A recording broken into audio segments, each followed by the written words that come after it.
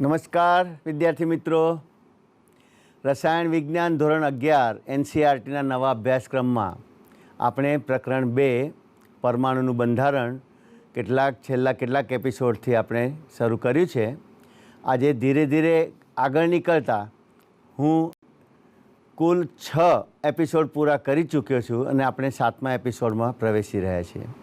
વિદ્યાર્થી મિત્રો, અગાઉ આપણે પરમાણુ રચનાના અનુસંધાને જુદા જુદા વૈજ્ઞાનિકોના સંશોધનો, તેઓની જે કંઈ સફળતાઓ હતી તે આપણે શીખ્યા. પરમાણુના બંધારણમાં ઇલેક્ટ્રોન, પ્રોટોન, ન્યુટ્રોન, તેઓના તમામ લાક્ષણિક ગુણધર્મો, દળ, વિદ્યુતભાર, સ્થાન એ વિશે શીખ્યા. સમસ્થાનિકો, સમભાર્ય તત્વો, પછી આઇસોટોન્સ, આ બધા મુદ્દાઓ શીખ્યા. જેમ જેમ આપણે આગળ નીકળ્યા તેમ આ પ્રકરણની અંદર આપણે પછી પરમાણુનું મોડેલ કેવું હશે. પરમાણુ તો સમજ્યા કે તેના મૂળભૂત કણો ઇલેક્ટ્રોન, પ્રોટોન, ન્યુટ્રોનનો બનેલો હોય, પણ મૂળભૂત પરમાણુ કેવો હશે, એનું ચિત્ર કેવું હશે. તો વૈજ્ઞાનિકોએ પોતપોતાના સમયે એના ચિત્રો રજૂ કર્યા, એનો નમૂનો આપવા પ્રયત્ન કર્યો.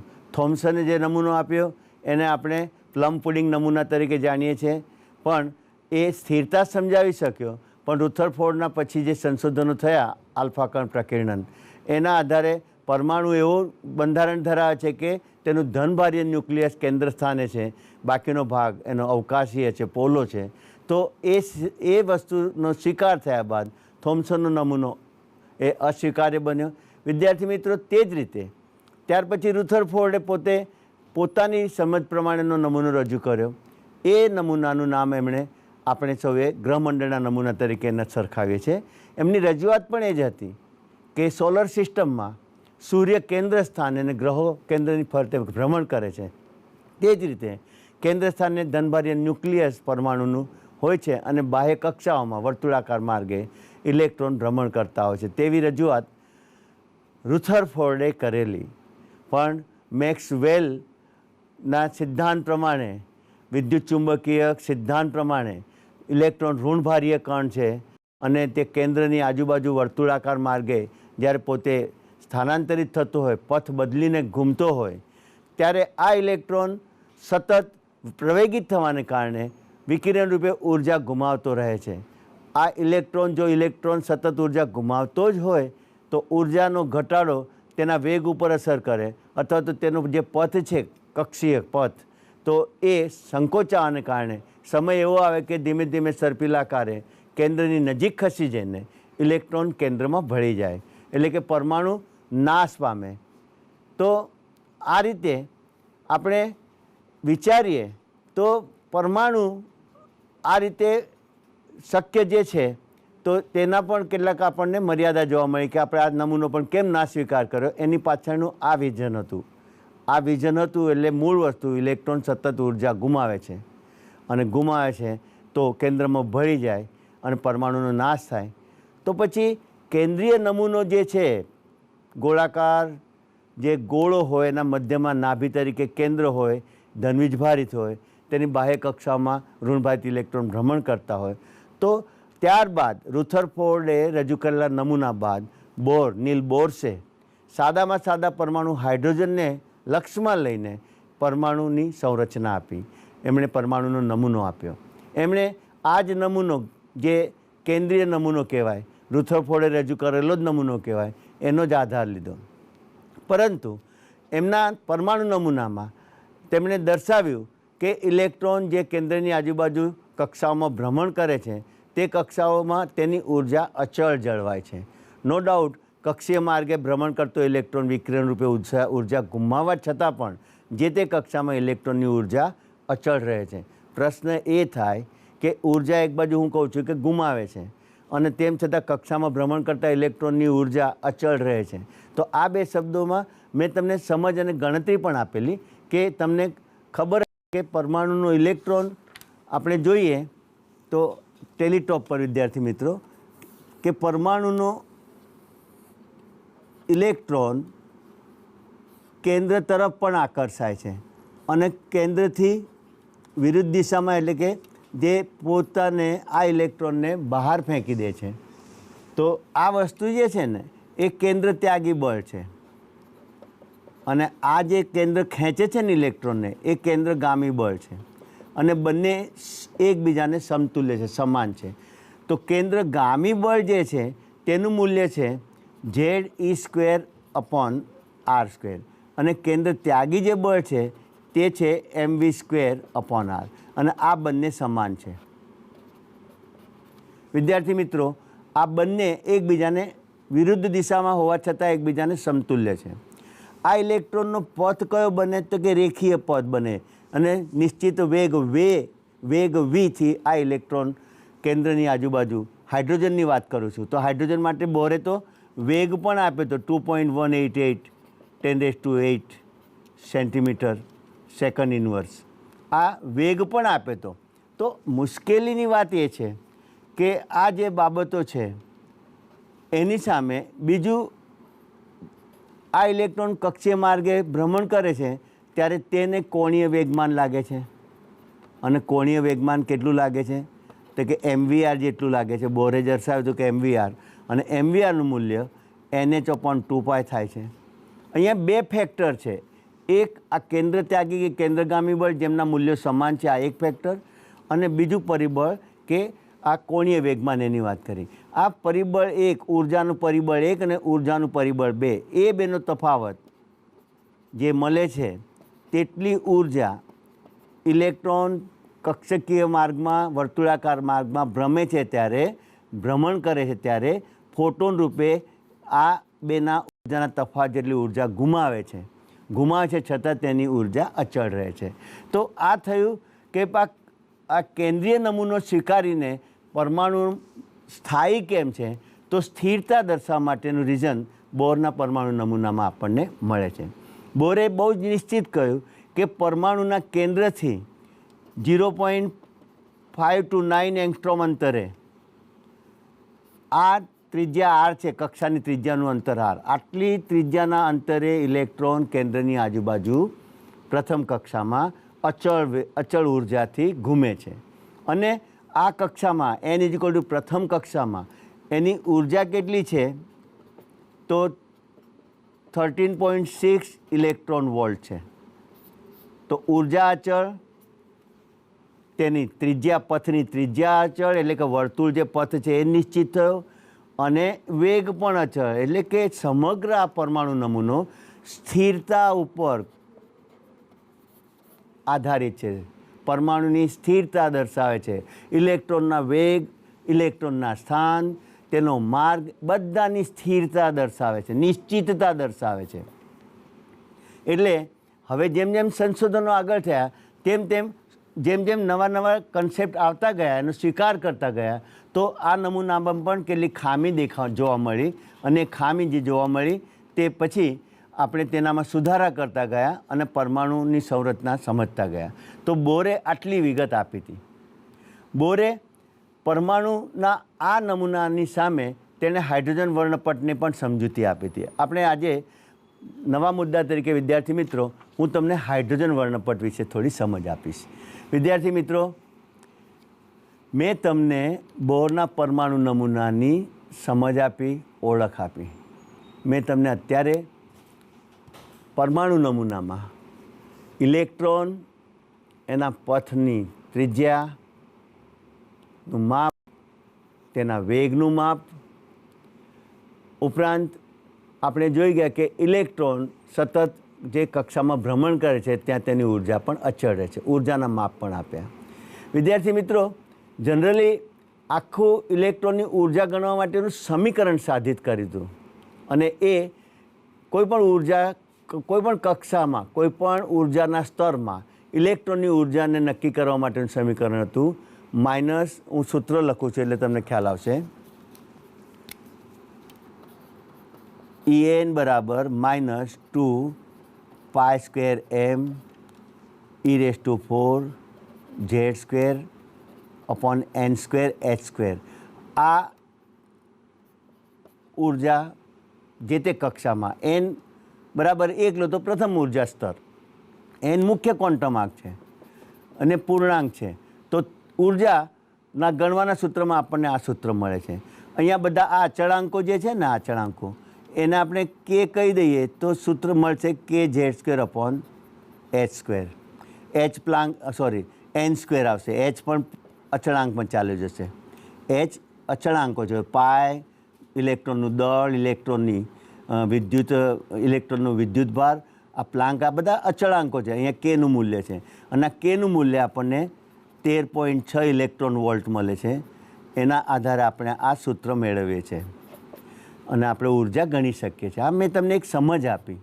વિદ્યાર્થી મિત્રો, મારે તમને આજે હાઇડ્રોજનનો વર્ણપટ સમજાવવો છે અને હાઇડ્રોજનનો વર્ણપટ સમજાવવા માટે મારે આપને કહેવું છે કે હાઇડ્રોજન વર્ણપટમાં આપણે જોઈએ તો વિદ્યુત વિભાર નળીમાં આપણે ખૂબ ઓછા દબાણે હાઇડ્રોજનનો વાયુ ભરીએ.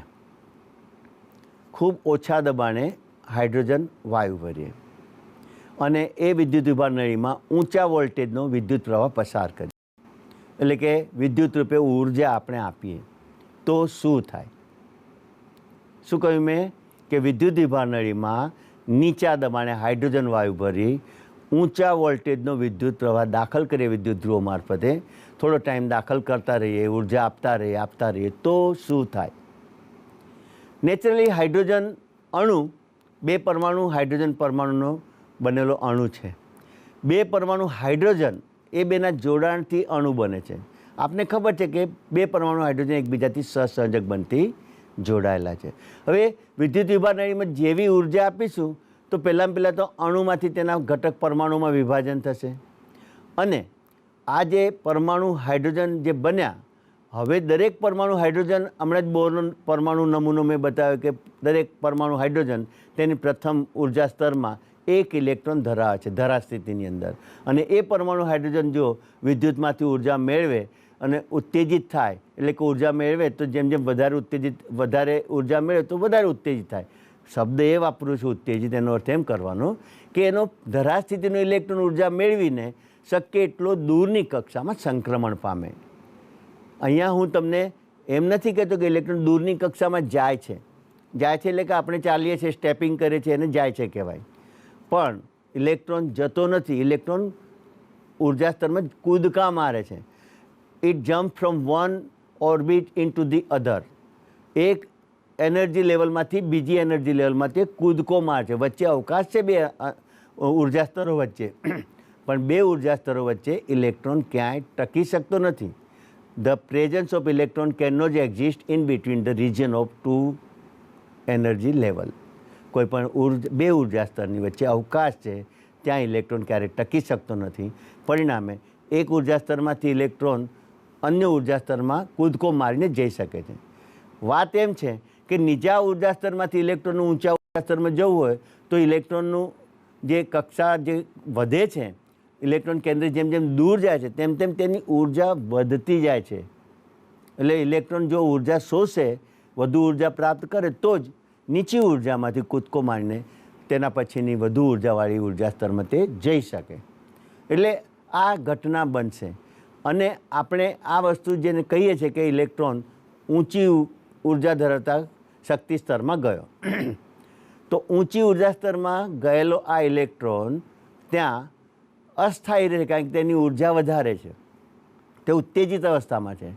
હવે જો વિદ્યુત વિભાર નળીમાં આપણે જે વિદ્યુત આપતા હતા એ આપવાની બંધ કરી દઈએ તો બંધ કરી દીધા પછી વિદ્યુત વિભાર નળીનું જો આપણે ઓબ્ઝર્વેશન કરીએ તો આપણને કંઈક નવીનતા જોવા મળશે અને એ મારે તમને બતાવવાનું છે કે પેલો દૂરની ઉર્જા સ્તરમાં ગયેલો ઇલેક્ટ્રોન જેની ઉર્જા વધારે છે ત્યાં તે અસ્થાયી છે, તે ઇલેક્ટ્રોન ક્રમિક રીતે ઉર્જા સ્તરમાં કૂદકા મારીને પોતે પાછો પ્રથમ ઉર્જા સ્તરમાં આવશે. પણ એ જ્યારે પાછો ફરે છે ને તો ક્રમિક 2 ઉર્જા સ્તરના ઉર્જાના તફાવત જેટલી ઉર્જા આ ઇલેક્ટ્રોન ફોટોન રૂપે, વિકિરણ રૂપે ઉત્સર્જિત કરે છે. અને વિદ્યાર્થી મિત્રો, આ ફોટોન જે ઉત્સર્જિત થશે ઉર્જાનો એકમ, એ ફોટોનને પોતાની ચોક્કસ આવૃત્તિ છે, ચોક્કસ તરંગ લંબાઈ છે અને આ વિકિરણો કઈ ચોક્કસ તરંગ લંબાઈ ધરાવે છે તેની નોંધ આપણને હાઇડ્રોજન વર્ણપટ પરથી મળે છે. તો મારે તમને આ બાબત જરાક શોર્ટમાં અહીંયા તમને હું દર્શાવી દઉં કે મેં ચર્ચા આપની સાથે કરી. ટેલિટોપ પર જુઓ, આ વિદ્યુત વિભાર નળી બતાવું છું હું તમને. એમાં મેં થોડા ઘણા નીચા દબાણે હાઇડ્રોજન વાયુના અણુઓ ભર્યા. આ વિદ્યુત ધ્રુવો અહીંયા આગળ પસંદ કરું છું હું.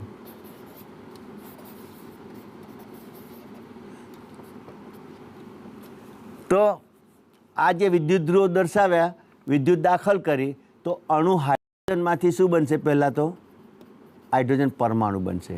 હાઇડ્રોજન પરમાણુ જે છે એનો ઇલેક્ટ્રોન નોર્મલી ક્યાં હોય છે? કેન્દ્રની પ્રથમ કક્ષામાં હોય છે. હવે જેમ જેમ ઉર્જા મેળવશે આ ઇલેક્ટ્રોન, એમ એમ એ દૂરની કક્ષામાં કૂદકા મારી મારીને જશે.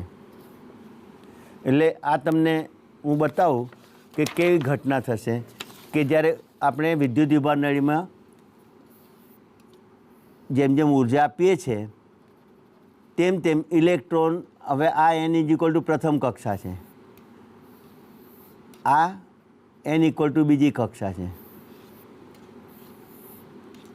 આ ત્રીજી કક્ષા છે, આ ચોથી કક્ષા છે. એમ કાલ્પનિક આપણે આ પાંચમી કક્ષા મેં દર્શાવી. વિદ્યાર્થી મિત્રો, કોક પરમાણુનો ઇલેક્ટ્રોન અહીંયા જે પ્રથમ કક્ષામાં હતો એ બીજીમાં જઈ શક્યો હોય, તો કોઈક પરમાણુનો ઇલેક્ટ્રોન ત્રીજીમાં જઈ શક્યો હોય, કોકનો ઇલેક્ટ્રોન ચોથીમાં જઈ શક્યો હોય. કારણ કે આપણી વિદ્યુત વિભાર નળીમાં ઘણા બધા પરમાણુઓ છે. તો ગમે તે ઇલેક્ટ્રોન ઉત્તેજિત થઈને પ્રથમ ઉર્જા સ્તર છોડીને અન્ય કોઈ પણ ઉર્જા સ્તરમાં દૂર ગયો, તો તે ઇલેક્ટ્રોનને આપણે, તે સ્થિતિને આપણે પરમાણુની ઉત્તેજિત સ્થિતિ કહીએ છીએ. હવે આપણે શું કરીશું કે આ વિદ્યુત વિભાર નળીની અંદર જે આ વિદ્યુત આપતા હતા અને આપણે અણુને પરમાણુમાં ફેરવ્યા પછી એને ઉત્તેજિત કરતા હતા, એને ઇલેક્ટ્રોન શક્ય એટલી દૂરની કક્ષામાં મોકલ્યો. હવે જેવી આ વિદ્યુત આપવાની અહીંયાથી બંધ કરી દઈએ તો થાય છે શું કે આ દૂરની કક્ષામાં ગયેલો ઇલેક્ટ્રોન પોતે અસ્થાયી હોવાથી પોતાની મૂળભૂત કક્ષામાં પાછો ફરે છે. તો અહીં ગયેલો ઇલેક્ટ્રોન પણ અહીંયા આવશે પ્રથમ ઉર્જા સ્તરમાં, આ ઉર્જા સ્તરમાં ગયેલો ઇલેક્ટ્રોન પણ આપણને પાછો આવેલો મળશે, આ ઉર્જા સ્તરમાં પણ પાછો આવેલો મળશે. એટલે કે આ રીતે ઇલેક્ટ્રોન ક્રમશઃ પાછો ફરે છે. પણ સીધો જ પ્રથમ, આ જે n = 5 બધા એમાંથી સીધો જ પ્રથમ ઉર્જા સ્તરમાં કૂદકો મારી નહીં આવે. એને આવવાનો ક્રમ કયો છે? પહેલાં પાંચમામાંથી ચોથામાં આવશે, ચોથામાં આવ્યા પછી આ બેના ઉર્જા જેટલો તફાવત ગુમાવીને તે ચોથા સ્તરમાંથી ત્રીજામાં આવશે, પાછો 3 અને 2 ઉર્જા સ્તરના તફાવત જેટલી ઉર્જા ગુમાવીને એ સેકન્ડમાં આવશે અને પછી મૂળ કક્ષામાં આવશે. એટલે કહેવાનો અર્થ આ ક્રમશઃ આવે છે. અને આ જે દરેક જમ્પિંગ દરમિયાન ઉર્જા જે ઉત્પન્ન થાય છે, મુક્ત થાય છે, એ ફોટોન રૂપે થાય છે. અને ફોટોન રૂપે ઉત્સર્જિત થતી ઉર્જા એ ચોક્કસ તરંગલંબાઈ ધરાવે છે. તો તેને આપણે ફોટોગ્રાફિક પ્લેટ ઉપર ઝીલી શકીએ. વિદ્યાર્થી મિત્રો, હાઇડ્રોજન દ્વારા ઉત્સર્જિત થતી આ ઉર્જા જે છે આ ત્રિપાર્શ્વમાંથી નીકળી અને એ વક્રીભવન પામીને અહીંયા સ્થાપિત થઈ. મેં આ એક તમારી સામે જે બતાવ્યું છે ને, તો એક નાનકડો ભાગ દર્શાવ્યો. આ તો તમે જોઈ શકો છો, મેં ડાર્ક કરેલું છે, થોડું તમને બ્લુ દેખાય તો આ દેખાય છે એ વિઝિબલ છે એમ કહું છું હું. આપણી આંખને દેખાય ને એને દ્રશ્ય કહેવાય, દ્રશ્ય વર્ણપટમાં છે. તો દ્રશ્ય વર્ણપટ બામર નામના વૈજ્ઞાનિકે સૌ પ્રથમ આ શ્રેણી શોધેલી કે જે આ ઉત્સર્જિત થતા વિકિરણો આપણને દ્રશ્ય વર્ણપટમાં આપ્યા. પણ એની પાર આપણને ખબર છે વિબગ્યોર એટલે એની પાર રક્ત આવે અને આ બાજુ પાર જાંબલી આવે. તો વિદ્યાર્થી મિત્રો, સૌથી પહેલી શ્રેણી જે મળી એને લાયમન શ્રેણી નામ આપ્યું. વિદ્યાર્થી મિત્રો, અહીંયા આગળ હું તમને એમ કહેવા માગું છું કે હાઇડ્રોજન પરમાણુ જે ઉત્તેજિત થયો અને ઇલેક્ટ્રોન જ્યારે મૂળ કક્ષામાં પાછો આવશે અને જે ઉર્જા ઉત્સર્જિત કરશે એ તમામ ઉર્જા આ ત્રિપાર્શ્વમાંથી વક્રીભવન પામીને આ ફોટોગ્રાફિક ફિલ્મ જે છે ને, ઝિંક સલ્ફાઇડનો પડદો, એની ઉપર સ્થાપિત થશે અને એની ઉપર આપણને રેખાઓ આપશે, અસંખ્ય આવી રેખાઓની શ્રેણીઓ આપશે. આ શ્રેણીઓ છે અલગ અલગ, 1 2 3 4 5, અને આને કહેવાય હાઇડ્રોજન શ્રેણી. આપણે આને હાઇડ્રોજન વર્ણપટ કહીશું, આને આપણે રેખીલ વર્ણપટ પણ કહીશું. કારણ કે ઉત્સર્જિત થતો ફોટોન આ જે ફોટોગ્રાફિક ફિલ્મ છે તેની ઉપર રેખા રૂપે અંકિત થાય છે, માટે આનું ઉત્સર્જન વર્ણપટ પણ કહેવાશે. આને આપણે રેખીય વર્ણપટ પણ કહીશું. અને આ જે છે તે હાઇડ્રોજન માટેનો વર્ણપટ છે, માટે તેને હાઇડ્રોજન વર્ણપટ કહીશું. તો વિદ્યાર્થી મિત્રો, આ મેં તમારી સાથે ચર્ચા કરી એને હું સહેજ વ્યવસ્થિત રીતે આપણે બતાવું. તો વર્ણપટ તમારી સમક્ષ મૂકી જ દઉં. જો હાઇડ્રોજન વર્ણપટ, તો અહીંયા આગળ આ ઉર્જા સ્તરના ક્રમાંક છે 1, 2, 3, 4, 5, 7 and 8. ઇલેક્ટ્રોન દૂર ઉત્તેજિત સ્થિતિમાં દૂર ગયેલો ઇલેક્ટ્રોન જ્યારે મૂળભૂત પ્રથમ ઉર્જા સ્તરમાં પાછો ફરે, આ જો આ 8મામાં ગયેલા ઇલેક્ટ્રોનની રેખા આ રહી, 7મા ઉર્જા સ્તરમાં ગયેલા ઇલેક્ટ્રોનની ઉર્જા આ રહી, 6ઠ્ઠાની આ રહી, 5માની આ રહી, 3જાની આ રહી, 2જાની આ રહી. તમને આ સહેજ વધારે સારી રીતે દેખાશે. તો વિદ્યાર્થી મિત્રો, આ પ્રથમ ઉર્જા સ્તર છે. તો ઉત્તેજિત ઇલેક્ટ્રોનને દૂરની કક્ષામાંથી કેન્દ્ર નજીકની પ્રથમ ઉર્જા સ્તરમાં પાછો ફરે અને જે ઉત્સર્જિત થાય ઉર્જા, તેના વડે અંકિત થતી શ્રેણીનું નામ લાયમન શ્રેણી આપી. લાયમન નામના વૈજ્ઞાનિકે એનો અભ્યાસ કર્યો એટલે શ્રેણીનું નામ લાયમન શ્રેણી આપી.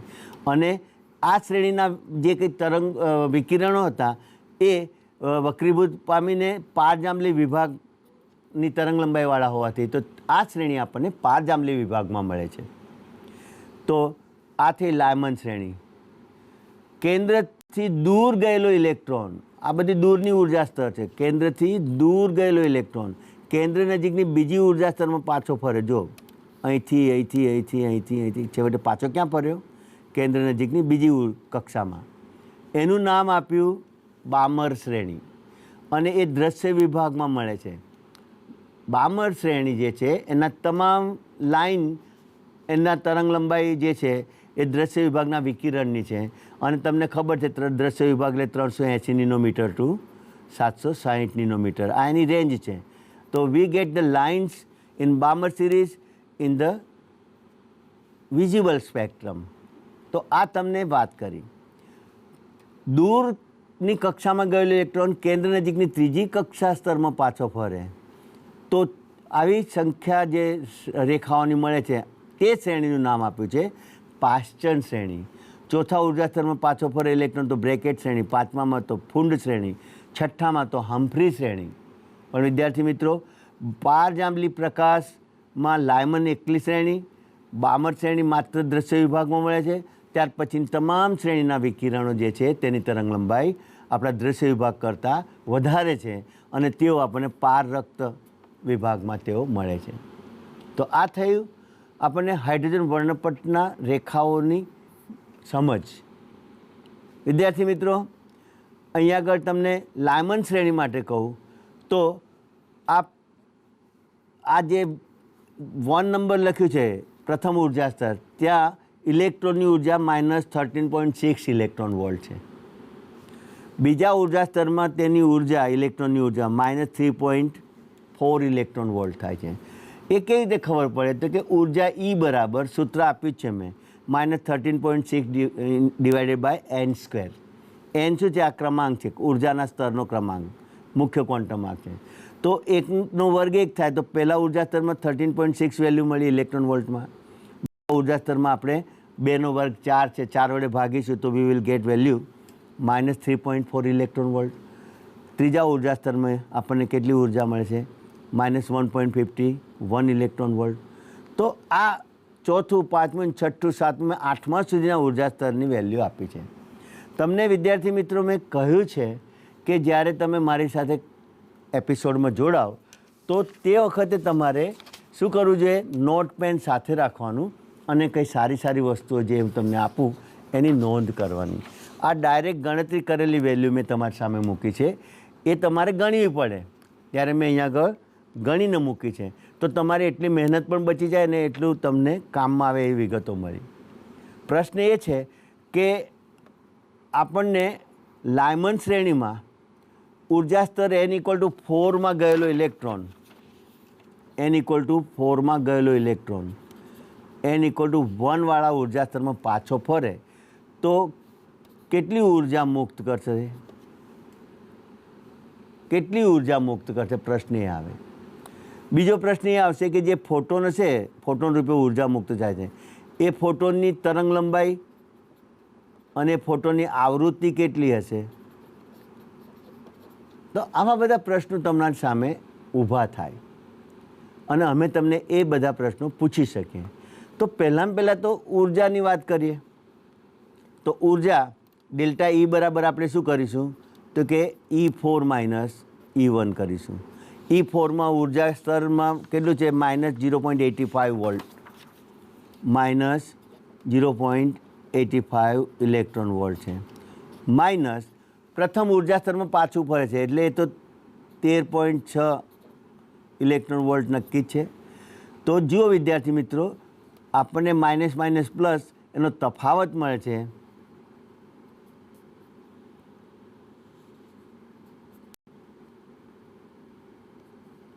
$12.95 ઇલેક્ટ્રોન વોલ્ટ. તફાવત હંમેશા ધન મળશે. તમને અહીંયા આગળ બે ઉર્જાના મૂલ્યો આપ્યા છે. E4માં ઉર્જા કેટલી? તો કે -85 ઇલેક્ટ્રોન વોલ્ટ. E1માં ઉર્જા કેટલી? તો -13.6 ઇલેક્ટ્રોન વોલ્ટ.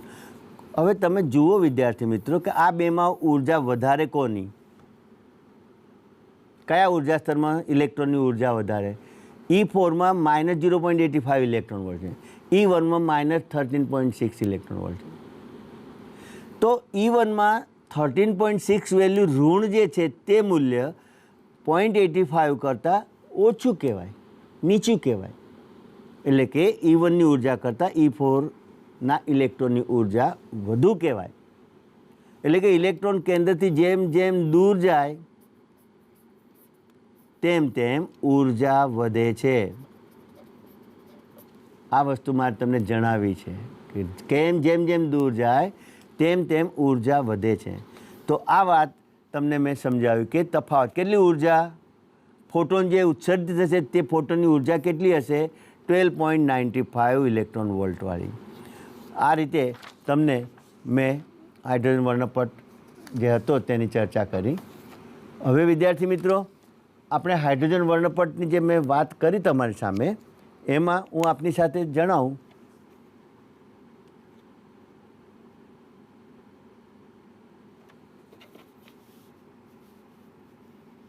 જો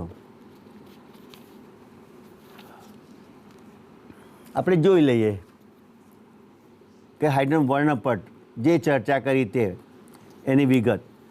વિદ્યુત વિભાર નળીમાં નીચા દબાણે ઊંચા વોલ્ટેજનો વિદ્યુત પ્રવાહ પસાર કરતા હાઇડ્રોજનના પરમાણુમાંના ઇલેક્ટ્રોન ઉર્જા મેળવી ઉત્તેજિત થાય છે અને શક્ય તેટલા દૂરની કક્ષામાં સંક્રમણ પામે છે. આપણે જે કક્ષાઓમાં ઇલેક્ટ્રોન કૂદકા મારે છે ને તે ક્રિયાને આપણે સંક્રમણ કહીશું. દૂર જવાની ઘટના અથવા તો દૂરની કક્ષામાંથી નજીકની કક્ષામાં પાછા ફરવાની ઘટના, એને આપણે સંક્રમણ શબ્દ વાપરીશું. ટ્રાન્ઝિશન કહેવાય એને. ઓકે. વિદ્યુત આપવાનું બંધ કરતાં જ, વિદ્યુત વિભાર નળીમાં વિદ્યુત આપવાનું બંધ કરતાં જ ઉત્તેજિત સ્થિતિમાંનો ઇલેક્ટ્રોન ધરા સ્થિતિમાં વિકિરણ રૂપે ક્વોન્ટમના પેકેટ રૂપે ઉર્જા ગુમાવી પાછો ફરે છે. ત્યારે ઉત્સર્જિત થતી ઉર્જા વડે પ્રકાશ સંવેદનશીલ પડદા ઉપર રેખીય વર્ણપટ રચાય છે, જેને હાઇડ્રોજન વર્ણપટ કહે છે. હાઇડ્રોજન વર્ણપટના ઝીણવટભર્યા અભ્યાસથી તેમાં રેખાઓની જુદી જુદી શ્રેણી જોવા મળે છે. જુદી જુદી શ્રેણી જોવા મળે છે વિદ્યાર્થી મિત્રો. હવે એ શ્રેણીના નામ મેં તમને કયા? લાયમન, બામર, પાસ્ચન, બ્રેકેટ અને ફુંડ. તો આ શ્રેણીઓના વિશે થોડી વિગત જોઈએ. હાઇડ્રોજન પરમાણુની સૌથી નીચી ઉર્જા ધરાવતી કક્ષાની સ્થિતિને ધરા સ્થિતિ કહે છે, જેના માટે મુખ્ય ક્વોન્ટમ આંક n બરાબર 1 છે. પ્રથમ કક્ષા n બરાબર 1માંથી ઇલેક્ટ્રોન ઉર્જા મેળવી n બરાબર 2માં કૂદકો મારે તેને પ્રથમ ઉત્તેજિત અવસ્થા કહે છે.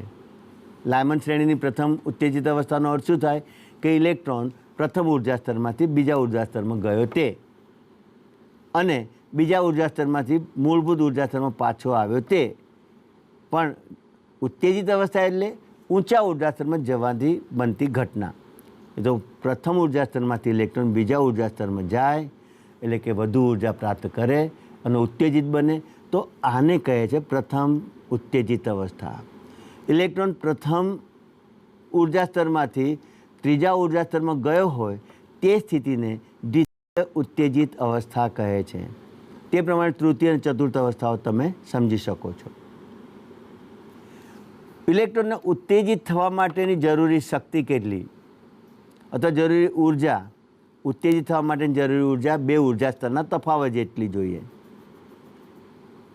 ઇલેક્ટ્રોનને ઉત્તેજિત થવા માટે જરૂરી ઉર્જા કેટલી જોઈએ? બે ઉર્જા સ્તરના તફાવત જેટલી. તો તેનું મૂલ્ય આપણે જાણીએ છીએ કે -13.6/n², એ દૂરનું ગણવાનું. n1 નજીકની ઉર્જા સ્તર તો n2 દૂરની ઉર્જા સ્તર. તો દૂરની ઉર્જા વધારે, એમાંથી ઓછી ઉર્જાને બાદ કરીએ તો -13.6n²- -13.6n1² ઇલેક્ટ્રોન વોલ્ટ પર ઇલેક્ટ્રોન આપણને તેની બે ઉર્જા સ્તરના તફાવતની ઉર્જાનું માપ છે. ઇલેક્ટ્રોન વોલ્ટમાં આપણને જે મૂલ્ય મળે છે તે જ મૂલ્ય જૂલમાં પણ મળે છે. We can find it out into the joule unit. અને એનું મૂલ્ય અહીંયા માઇનસ, આ તો તફાવત છે એટલે માઇનસ ના હોય. અને આપણે આ જે n1 n2 છે ને એને આપણે સ્થાનાંતર કર્યું, કારણ કે તમને ખબર છે કે આ ઋણ મૂલ્ય થશે, આ ધન મૂલ્ય છે, એટલે n1 વાળાને આપણે આગળ લઈએ તો બહારની ઋણ નિશાની નીકળી જાય ગાણિતિક રીતે. તો date value become 2.18 10⁻18 in the bracket 1/n1² - 1/n2² joule પર ઇલેક્ટ્રોન. તો આ થઈ એક ઉર્જા સ્તરમાંથી અન્ય ઉર્જા સ્તરમાં ઇલેક્ટ્રોન જાય, ઉત્તેજિત થાય ત્યારે તેની ઉર્જાનો ફેરફાર.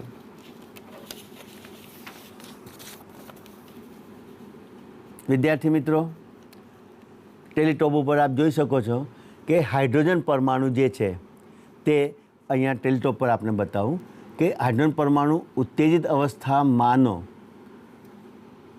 ઇલેક્ટ્રોન જે છે, ઊંચી ઉર્જા સ્તરમાંનો જે ઇલેક્ટ્રોન છે તે નીચા ઉર્જા સ્તરમાં પાછો ફરે તો મેળવેલી ઉર્જા તે ફોટોન રૂપે ઉત્સર્જિત કરે છે.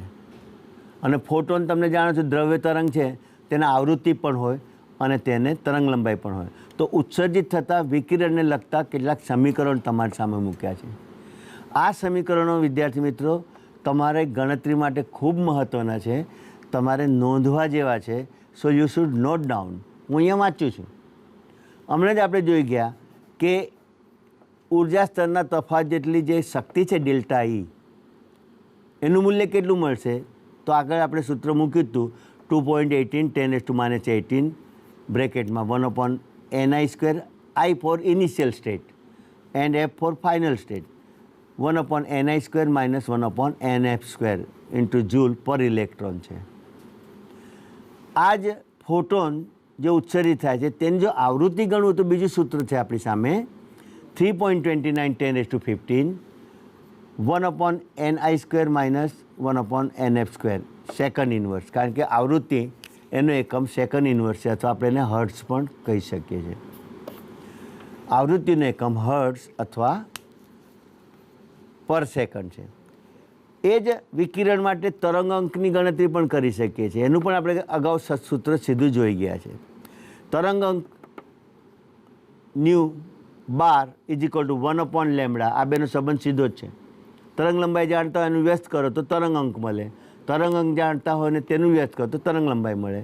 સો nu bar is equal to 1/λ. તો આ અંક જે છે ને 10 96 77, આ આંકડો વારંવાર યાદ રાખજો. રીડબર્ગ અચળાંક છે અને હંમેશા આર લખીએ છીએ, R 1/ni² - 1/nf² centimetre inverse. પ્રતિ સેન્ટીમીટરમાં આપણા જે તરંગો છે એની સંખ્યા છે, તો આ સેન્ટીમીટરમાં એકમ છે. અને અહીં આગળ આ જે 1 × 10⁵ છે એની જગ્યાએ આપણે 100 ગુણીએ તો પ્રતિ મીટર મળશે. તો આ રીતે આપણને તરંગ અંકની સંખ્યા આપણને પ્રતિ મીટરે 1.09677 10⁻7 મીટર ઇન્વર્સ અને આ બાજુ 1.096777 10⁵ એ સેન્ટીમીટર ઇન્વર્સ મળે છે. તો આ સૂત્રો મેં તમને નોંધવા માટે કહ્યા.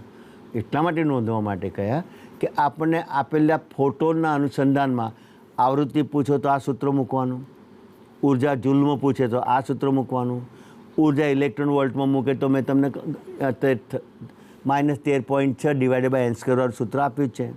અને તરંગ અંગ ગણવું હોય તો આ સૂત્ર મૂકવાનું. So we have this all formulas are very much important in the calculation base. અને તમારે કોમ્પિટેટિવ પરીક્ષામાં જે તૈયાર થવાનું છે તેના માટે તે કામની વસ્તુ છે. વિદ્યાર્થી મિત્રો, આપણે હાઇડ્રોજન વર્ણપટ જે હતો એ મેં તમારી સામે જે હમણાં ચર્ચામાં લીધો ટેલિટોપ ઉપર તમને દર્શાવું. હવે એના બીજા પેજીસમાં શું વિગત આવે છે તે જોઈએ. હમણાં જ મેં ચર્ચા કરી કે આપણે જે ઉત્સર્જિત થાય છે ફોટોન એની આવૃત્તિ ગણવા માટેનું, એનું તરંગ અંગ ગણવા માટેનું અને તરંગ લંબાઈ ગણવા માટેનું સૂત્ર આપણે જોઈ ગયા. તો અહીંયા આગળ સૂત્ર તરંગ અંગ ગણવામાં જે આંકડો આવે ને 109677 જેને રીડબર્ગ અચળાંક R કહીએ છીએ, તો તે R ખરેખર સારું સાદુરૂપ છે. કયા સૂત્રનું સાદુરૂપ છે? તો તે છે સાદુરૂપ 2π² me⁴/ch³. હવે આ બધા જ અચળ પદો છે.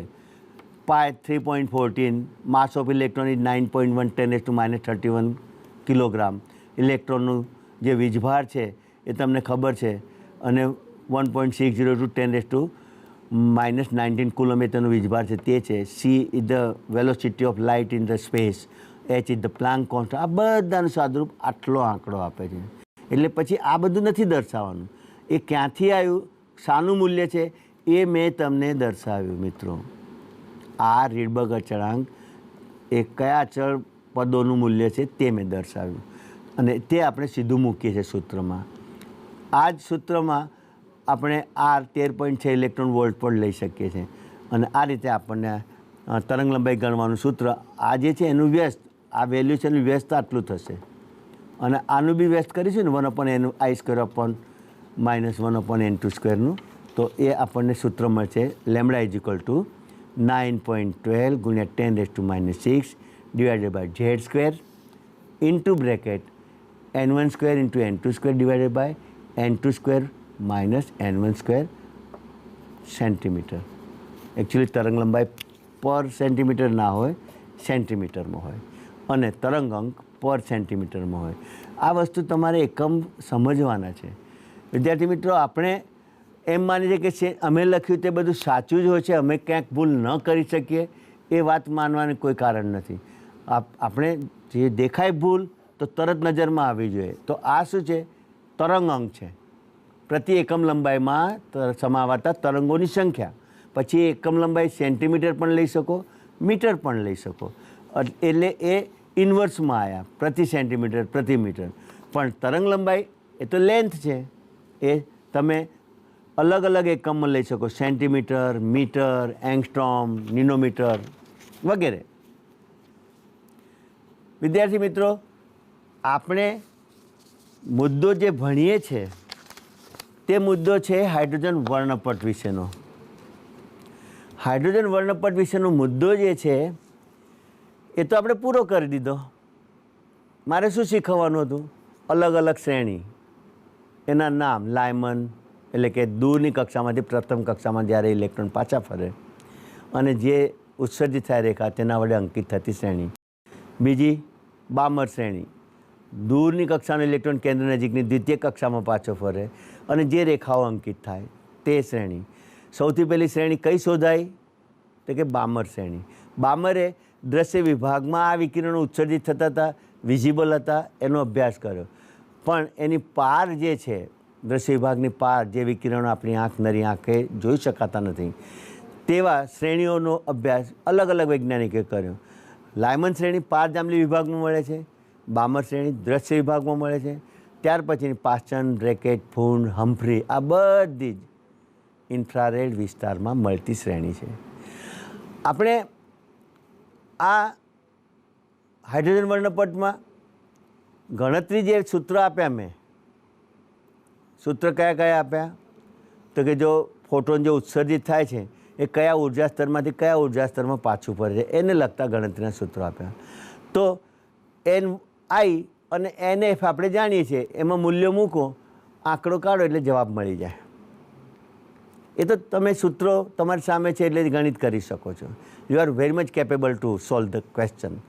પણ આપણે કોમ્પિટિટિવ એક્ઝામમાં જ્યારે જઈએ તો થોડીક આંતરિક બાબતો પણ પૂછાય છે. અને એ આંતરિક બાબતોમાં મારે તમને કહેવાનું છે કે આપણે લાયમન શ્રેણી મેળવી. લાયમન શ્રેણી પ્રથમ ઉર્જા સ્તરમાં ઇલેક્ટ્રોન જ્યારે પાછો ફરે ત્યારે રેખા વડે અંકિત થતી શ્રેણી આપણે મેળવી. એ વાત સાચી છે. You are known with the lines obtain in the Lyman series. પ્રશ્ન એ છે કે વર્ણપટમાં મળતી રેખાઓ જે હતી એની શાર્પનેસ, એ રેખાઓની તીવ્રતા, એનો પણ અભ્યાસ થયો. અને એ તીવ્રતા જેમ તેના ઉત્તેજિત થવાના જે સંક્રમણ છે એનો ક્રમ વધે છે તેમ રેખાની તીવ્રતા ઘટે છે. મેં હમણાં કહ્યું કે પ્રથમ સંક્રમણ કોને કહેવાય? કે ઇલેક્ટ્રોન બીજા ઉર્જા સ્તરમાંથી, એટલે કે પહેલા ઉર્જા સ્તરમાંથી બીજા ઉર્જા સ્તરમાં જાય, એટલે કે બે ઉર્જા સ્તર પ્રથમ અને દ્વિતીય ઉર્જા સ્તરના તફાવત જેટલી જ ઉર્જાનું શોષણ કરીને ઉત્તેજિત થાય, એ પ્રથમ સંક્રમણ થયું. ત્યાંથી ઇલેક્ટ્રોન પાછું ફરે અને જે ઉર્જા મુક્ત કરે તે ઉર્જાથી અંકિત થતી શ્રેણી જે છે તે રેખા, તે ઉર્જાથી અંકિત થતી જે રેખા છે, રેખાની વાત કરું છું. The individual line which is obtain when electron comes from the second orbit into the first one. એ જ્યારે ટ્રાન્ઝિટ થાય સેકન્ડ ઓર્બિટમાંથી ફર્સ્ટમાં, ત્યારે જે રેખા થશે એની શાર્પનેસ, એની તીવ્રતા ઇલેક્ટ્રોન ત્રીજી ઉર્જા સ્તરમાંથી પ્રથમમાં પાછો ફરશે એના કરતાં વધારે છે. જેમ જેમ આ સંક્રમણ ઊંચા ઉર્જા સ્તરમાંથી પાછા ફરવાની વાત આવે તેમ તેમ રેખાની તીવ્રતા ઘટતી જાય છે. એટલે એ વિગત મેં તમારે ધ્યાનમાં લેવાની છે. આ વસ્તુ મેં જે કહી ને એ એવી વસ્તુઓ, કેટલીક બાબતો આપણી બુકમાં મર્યાદાને કારણે ન પણ દર્શાવી હોય, પણ તમારા માટે આ પ્રકરણ કોમ્પિટિટિવ એક્ઝામમાં નીટ અને જી માટે આ વસ્તુઓ ક્યારેય કામની હોવાથી હું તમારી સમક્ષ મૂકતો રહ્યો છું અને મૂકું છું. So you should note down what is the importance of this point. Please on ટેલિટોપમાં જુઓ કે હાઇડ્રોજન વર્ણપટમાં રેખાની તીવ્રતા.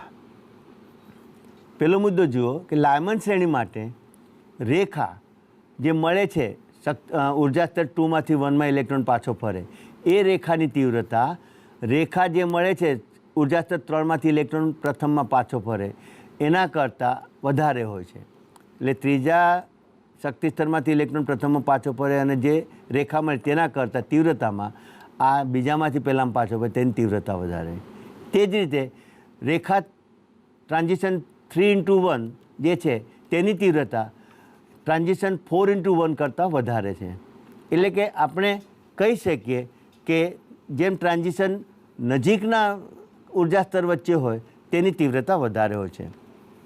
બામર શ્રેણી માટે રેખાની તીવ્રતાનો ક્રમ જુઓ તો બામર શ્રેણી માટે મૂળભૂત ઇલેક્ટ્રોનને પાછા ફરવાનું જે શક્તિ સ્તર છે તે n=2 છે. ક્યાંથી પાછો ફરી શકે? ઇલેક્ટ્રોન ત્રીજી ઉર્જા સ્તરમાં ગયો હોય તો પાછો ફરી શકે. તો 3માંથી 2માં પાછા ફરવાની જે રેખા મળશે એની તીવ્રતા 4માંથી 2માં પાછો ફરે એના કરતાં વધારે, 4માંથી 2માં પાછો ફરે અને ફોટોન જે ઉત્સર્જિત થાય એની તીવ્રતા 5માંથી 2માં પાછો ફરે એના કરતાં વધારે, 5માંથી 2માં પાછો ફરે તે રેખાની તીવ્રતા ઉર્જા સ્તર 6માંથી ઉર્જા સ્તર 2માં પાછો ફરે તે ફોટોન કરતાં વધારે હોય છે. આ તમારે નોંધવા બાબત હતી. ઉપરોક્ત બામર શ્રેણીની રેખા જે અંકિત કરે છે તે ફોટોની તરંગ લંબાઈ, બામર શ્રેણીમાં તરંગ લંબાઈ પણ આપી. આ 1, 2, 3, 4 છે ટ્રાન્ઝિશન માટે. તો આની સાથે આ, આની સાથે આ, આની સાથે આ, આની સાથે આ, એટલે કે આ ચારે ટ્રાન્ઝિશન માટેની આપણે તરંગ લંબાઈ જોઈ ગયા. આ તમે જોઈ શકો છો કે આ રેખાઓને, બામર શ્રેણીની આ રેખાઓને H alpha, H beta, H gamma, H delta તરીકે ઓળખવામાં આવે છે. આ વસ્તુ તમને ધીમે ધીમે કંઈક નવીનતા જાણવા મળી, તો આવી નવીનતાની નોંધ તમે જરૂર કરજો. હું માનું છું કે તમે આ સમજ્યા છો. હું તમને પેલા વર્ણપટ પર દર્શાવું તો આ પહેલા પાના પર વર્ણપટ જે દેખાય છે, તો આ વર્ણપટમાં પ્રથમ જે રેખા છે લાયમનની, આ પ્રથમ રેખા, એ રેખાની શાર્પનેસ, તીવ્રતા આ પછીની આવનારી તમામ રેખાઓ કરતાં વધારે. હું આ ભાષામાં વાપરું તો તમને બધું સરળ પડે. બામર શ્રેણીમાં આ જે પ્રથમ લાઈન દેખાય છે 3 to 1, any sharpness incoming other lines કરતાં તીવ્રતામાં વધારે. પાશ્ચનમાં ઇનકમિંગ જે છે એ 4માંથી ત્રીજી ઉર્જા સ્તરમાં ઇલેક્ટ્રોન પાછો ફરવાની જે રેખા મળી હતી તેની તીવ્રતા પછીનાની રેખાઓ કરતાં વધારે. તો આ વાત આપણે ચર્ચામાં લીધી. તો તમને આ નવો પોઈન્ટ જાણવા મળ્યો કે નહીં? આપણે નવું પણ શીખવાનું છે. અને આપણે ચેપ્ટરમાં રસાયણ વિજ્ઞાનમાં આપણે પરમાણુ રચના શીખી રહ્યા છીએ. વિદ્યાર્થી મિત્રો, પરમાણુ રચના જ્યાં સુધી ક્લિયર ના થાય ત્યાં સુધી આપણું કેમેસ્ટ્રી શરૂ ના થાય. We must learn the basic of structure of atom. અને એના કારણે હજુ આપણે એ બેઝિસ પર પહોંચવાની તૈયારીમાં છીએ, પહોંચ્યા નથી. કારણ કે જ્યાં સુધી પરમાણુ ક્લિયર નહીં થાય તો તેની ઇલેક્ટ્રોન રચના ક્લિયર નહીં થાય. અને સમગ્ર રાસાયણિક પ્રક્રિયાઓ તો પરમાણુની ઇલેક્ટ્રોન રચના ઉપર આધારિત છે. તો આપણે ત્યાં પહોંચીશું, પણ લેટેસ્ટ વર્ક બિફોર કે આ બધું પ્રિપેર કરી લઈએ, સમજી લઈએ, શાંતિથી સમજી લઈએ તો કામમાં આવશે. વિદ્યાર્થી મિત્રો, હવે હજી એક મુદ્દો તમારી સાથે ચર્ચામાં લઉં છું કે હાઇડ્રોજન પરમાણુ ઇલેક્ટ્રોન જે ઉત્તેજિત થઈને દૂરની કક્ષામાં ગયો, ક્રમશઃ પાછો ફરે છે. છેલ્લામાં છેલ્લો પાછો ક્યાં ફરશે? ધરા અવસ્થામાં, N = પ્રથમ ઉર્જા સ્તરમાં. તો આ જે ટ્રાન્ઝિશન થયા દૂરની કક્ષામાં જવાની ઘટના, તો N1માંથી N5માં ગયો હોય કે ઇલેક્ટ્રોન N1 વાળી કક્ષામાંથી N = 4માં ગયો હોય, તો આ સંક્રમણમાં આપણી જે વર્ણપટ જે આપણે દર્શાવ્યું એ વર્ણપટમાં આ સંક્રમણ દરમિયાન કુલ કેટલી રેખાઓ મળે? આપણો એક આ સવાલ છે. તમને આ એક સવાલ પૂછવામાં આવે છે. How many lines will be obtained during the transition of the electron from the orbit N = 6 into the orbit N = 1. છઠ્ઠા ઉર્જા સ્તરમાંનો ઇલેક્ટ્રોન કેન્દ્ર નજીકની પ્રથમ ઉર્જા સ્તરમાં જ્યારે પાછો ફરે, આ હું જે કંઈ વાત કરું છું હાઇડ્રોજનના અનુસંધાને કરું છું. હાઇડ્રોજન પરમાણુ ઉત્તેજિત ઇલેક્ટ્રોન N = છઠ્ઠા ઉર્જા સ્તરમાંથી N = પ્રથમ ઉર્જા સ્તરમાં પાછો ફરે તો વર્ણપટમાં કુલ કેટલી રેખાઓ આપે? How many lines will be obtained is the question. તો એ ગણવા માટેનું તમને સૂત્ર આપી દઉં. તો સૂત્ર આપી દઉં, તમારો જવાબ તમને તરત મળી જશે. તો આપણે સૂત્ર જોઈ લઈએ અને જવાબ કરી લઈએ અને તમારો વિશ્વાસ અમે પાકો કરી દઈએ. That's all right. પછી તમે તમારી મરજીથી ઇલેક્ટ્રોનની ઉત્તેજિત અવસ્થા છઠ્ઠામાંથી ચોથામાં લાવવા માટે ગણજો, આઠમામાંથી ત્રીજામાં ઇલેક્ટ્રોનને લાવવા માટે કેટલી રેખાઓ મળે તે ગણજો. એ તમારા ઉપર છે. અહીંયા આપણે મૂળ વસ્તુ સમજી લઈએ. તો ચલો ટેલિટોપ ઉપર કમોન જોઈન વિથ મી. શ્રેણીમાં અંકિત થતી રેખાઓની સંખ્યા, the numbers of lines which are marked on spectrum photo.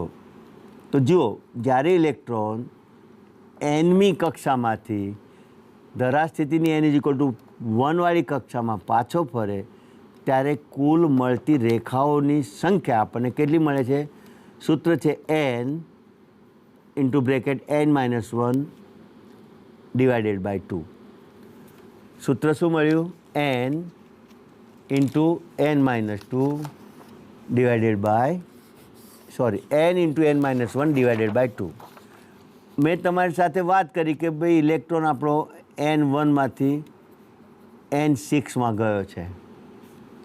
N1માંથી electron N6માં ગયો છે. તો N6માં ઇલેક્ટ્રોન ઉત્તેજિત છે. હવે એ ઇલેક્ટ્રોન જ્યારે અહીંયા પાછો ફરશે N = 1માં, તો કેટલી રેખાઓ, કેટલી લાઈન વર્ણપટ ઉપર અંકિત થશે? પ્રશ્ન આ છે. આપણું સૂત્ર શું છે? તો કે N × N - 1 / 2. Numbers of line = તો n ઇઝ ઇક્વલ ટુ આપણે 6 લેવાનું, તો 6માંથી પાછો ફરવાનો છે પ્રથમમાં. તો જો આ 6 છે ને 6 - 5 થાય તો 6 × 5 અથવા 6 × 5 = 30 ડિવાઇડેડ બાય 2 કરો તો 15 લાઇન્સ મળે. You will count the numbers of lines equal to 15. આ તમારો જવાબ થયો.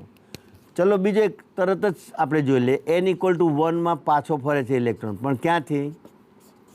5માંથી. આપણે આના માટે ગણિત કરીએ. સૂત્રમાં કિંમત મૂકો, n × n - 1 ડિવાઇડેડ બાય 2. તો જુઓ તો 5 -1 ને ગુણવાના છે એટલે 20. આ 4 થાય ને, 5 - એટલે 4, 4 × 5 = 20. એટલે આપણને 10 લાઇન મળે. ઉર્જા સ્તર 5માંથી ઇલેક્ટ્રોન જ્યારે પ્રથમમાં પાછો ફરે તેમ. અહીંયા 15 લાઇન મળી, અહીંયા 10 લાઇન મળી. આ મેં તમને ગણતરી કરીને તો લાઇન દર્શાવી, તો હું તમને એ બધી જ લાઇન અહીંયા તમારી સામે જ ગણીને બતાવું તો પણ તમને પ્રતીતિ થશે વિદ્યાર્થી મિત્રો કે આપણું જે વર્ણપટ મેં અહીંયા આપની સામે મૂક્યું હતું એને જુઓ. પ્રશ્ન શું છે કે ઉર્જા સ્તર 6 એટલે આ 6 છે, આ જગ્યાએ આ મેં ડાર્ક કર્યું, તો આ જગ્યાએ ગયેલો ઇલેક્ટ્રોન 1માં પાછો ફરે. તો આપણે આ 6ની લાઈન છેલ્લે અહીં સુધી જાય છે, જો આટલી સુધી. તો 6 વાળી લાઈન આટલે સુધી જાય છે. તો તમે જોઈ શકો છો કે 6 વાળી લાઈન આટલે હોય છે, તો આપણને કેટલી લાઈનો મળશે? તો તમે જોઈ શકો છો કે 6માંથી પ્રથમમાં આવવાનું. તો આ 1 અહીંથી ગણવાની, આપણે આ 8થી બતાવીને.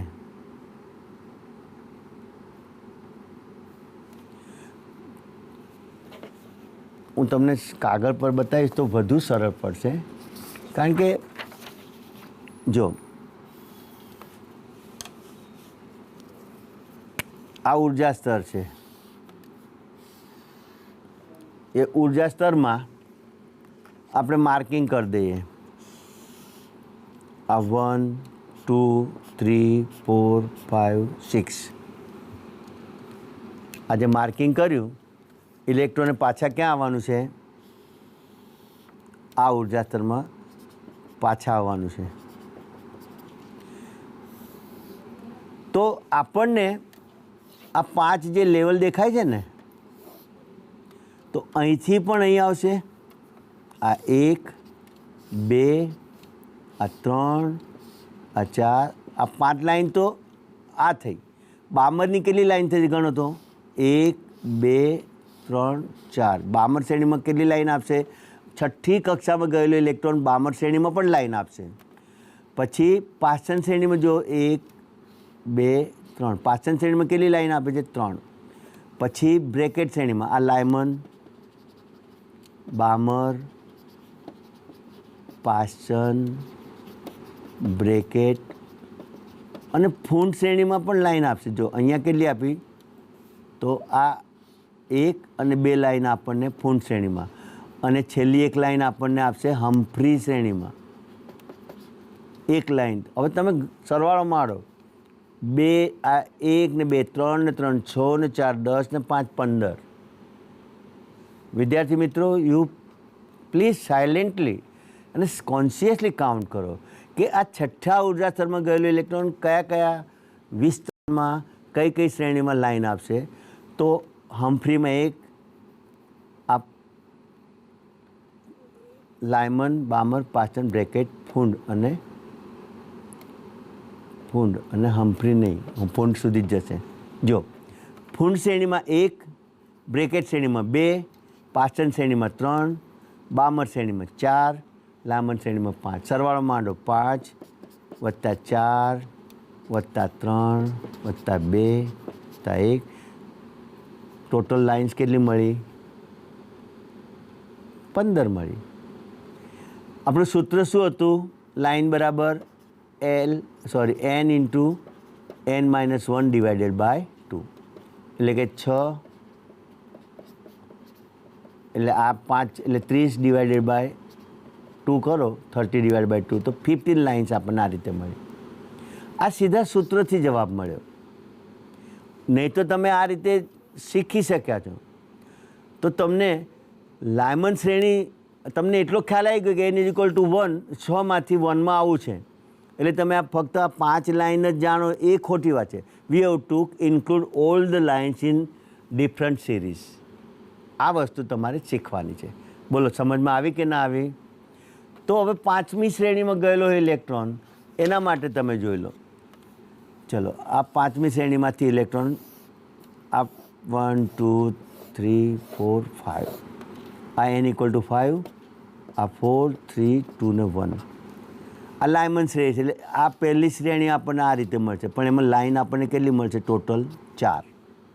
હવે 5મીમાં ગયો છે. 52માં આપણને કેટલી લાઈન આપશે? 1 2 and 3. 55માં કેટલી લાઈન આપશે? ફક્ત 2.